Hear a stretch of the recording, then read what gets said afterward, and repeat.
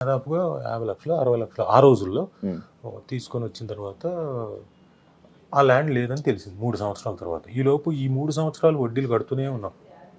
అసలు సంగతి దేవుడెరుగు, ఓన్లీ వడ్డీలే ప్రతి నెల వచ్చినట్టు కట్టడం. సగం కట్టి ఉంటారు కానీ ఎక్కువ వడ్డీ ఇంట్రెస్ట్. అయితే ఇదంతా ఎప్పుడు తెలిసిందంటే 1992 93 ఆ ప్రాంతంలో ఇక లేదు, ఆ ల్యాండ్ బోగస్ ల్యాండ్, మనకు ఎవరైతే పట్టవారి ఉన్నాడో మోసం చేశాడు, అది లేనే లేదు, అదంతా బోగస్ అనేసరికి మొత్తం పోయింది. అయ్యో, డబ్బు పోయింది. ఇంకా మనం వడ్డీలు కట్టాలి, అసలు కట్టాలి, వడ్డీలు కట్టాలి. ఆ టైంలో ఏంటంటే మా అమ్మ ఒకరోజు ఇంట్లో ఫ్యామిలీ మెంబర్స్ మధ్యన గొడవ జరిగింది.